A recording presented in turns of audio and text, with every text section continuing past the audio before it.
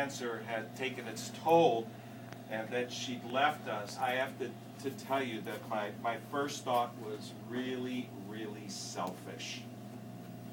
Because here I am, I'm a priest and I'm making my confession. I felt very selfish when I heard about it because I thought, oh my God, I'll never taste Rosemary's ravioli again. Oh, me neither. I know. I'll never have her when she made the tomato sauce, the marinara sauce. When Chicago Italians call it the gravy, the marinara sauce. We call it the gravy. And hers was as light as a feather, just like a ravioli.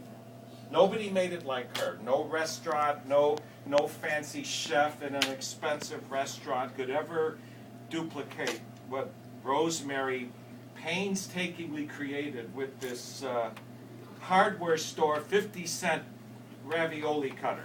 From Cherokee. From Cherokee. That I think she must have used for 60-some years. We had an Aunt Florence who's gone now, my father's older sister, and my aunt owned a successful Italian restaurant in our old neighborhood where we're all from, in Chicago, and my aunt was a very good chef. And my Aunt Florence, who was a good Italian chef, she even admitted, she said, Rosemary, who worked in my aunt's restaurant for a number of years as a waitress, my aunt admitted that Rosemary's ravioli was better than anything she could ever make. And for my Aunt Florence to admit that, you know, it had to be good. Because you know what Ro made, she made out of love for her family and for her friends. But it wasn't just her ravioli. Her stuffed peppers, they were to die. Her eggplant parmesan, right? Her meatballs, well, are you all getting hungry? Right? Yeah, yeah. Rosemary was a part of our family, and even if she wasn't biologically related to us, she was family to us, and we were family to them. I thought of her like an older sister.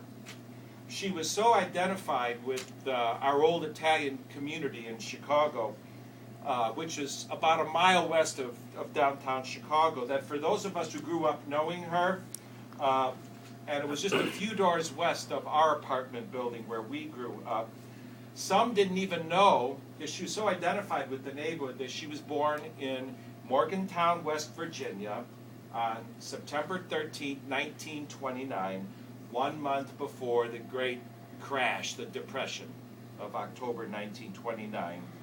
And was, of course, a baby during that period of the Depression. Her given name at birth that I wasn't even aware of until recently. Her given name at birth was Madeline Rose Perillo.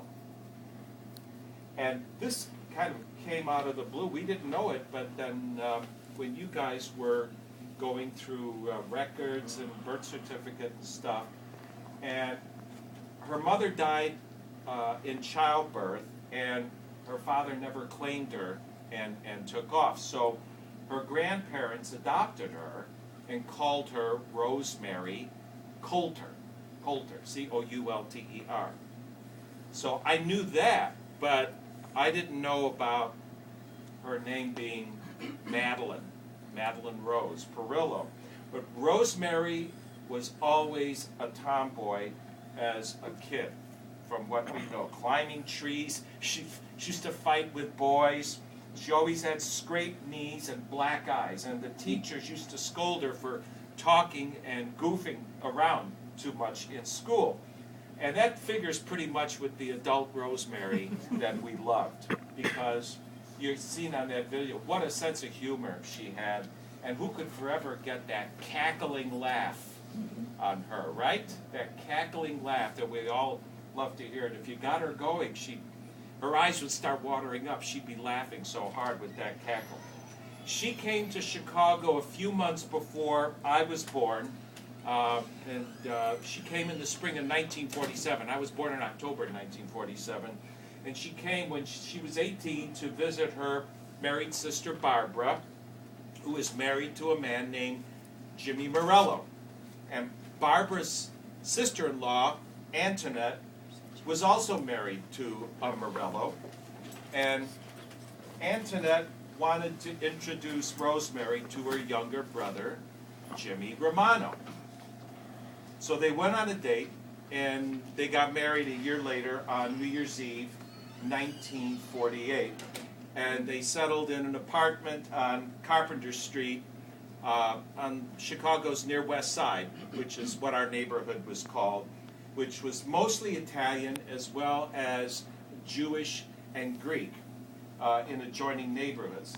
Now the thing about Chicago, anybody from Chicago knows, you identify yourself by what neighborhood are you from. You're from the South Side, the West Side, near West Side. People say, what neighborhood are you from? So if you were Jewish, you were from Roosevelt Road. If you were Greek, you're probably from Halsted Street. And the Italians, the biggest immigrant group on the West Side, numerically for about a century, were on the street that we grew up on, Taylor Street, as well as a few other little neighborhoods around the city. So here comes this girl from Morgantown, West Virginia, the girl with a sense of humor, an infectious laugh and cackle, and people were drawn to her instantly. So she and her husband Jimmy settled in an apartment a few doors west of where me and my sister grew up. So after Rosemary came to Chicago and married Jimmy, she worked for the Palmer House in Chicago, which is a very swanky and upscale hotel that for decades had the famous Pump Room, which was a cocktail supper club. It's still there. And all the famous entertainers went through there regularly to do shows. Frank Sinatra, Tony Bennett, Perry Como, Bing Crosby, Rosemary Clooney, Eartha Kitt, all of them played the Pump Room at the Palmer House. And so Rosemary, being an elevator operator, she got to see many of these celebrities as the operator. So my sister remembers Rosemary telling her when Ro was working the elevators that the late comedian, you remember George Gobel? Remember George? Yeah, I think we're the generation remembers George Gobel. And she said that he got on the elevator and that he was drunk, and she said he was a mean drunk. She said forget that he was a comedian. She said he was drunk and he was mean. And then Rosemary also told about the famous singer, Harry Belafonte. Harry Belafonte got on the elevator, and while she was running it, he pinched her in the behind and she tried to kiss her. And so she said she pushed him away and she almost punched him in the mouth. Rosemary was no pushover. She didn't get things away. So, I mean, she was quite something else. Here she is, about ready to sock this famous star. Ro also worked as a hairdresser. The old days used to call him a beautician, beautician. And she worked in a salon in downtown Chicago. She said it wasn't a very good environment, and apparently the boss was a nagging woman who just drove the staff nuts, and she ran everybody hard. So she said one day she was doing a woman's hair, but the woman was so mean and nasty that Rosemary hit her in the head with a brush, not real hard, but enough to make a point, and she said, "That's it, I quit, I'm out of here." I mean, who could blame her? She continued to do some of the women's hair in the neighborhood, but she did it from home after Ricky was born. Later on, when me and Treese were kids in the 1950s, I remember that she worked at that small diner or luncheonette right up at the corner of Taylor and Carpenter that was owned by a guy named Patsy Mancini, right? Yeah.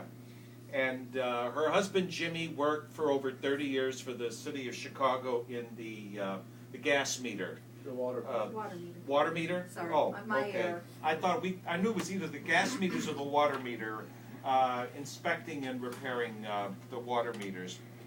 Now, as I said earlier, I know how, if you're the eldest or the older of one or two siblings, when you're young, you don't hang out with your younger siblings' friends. You hang out with your own friends. So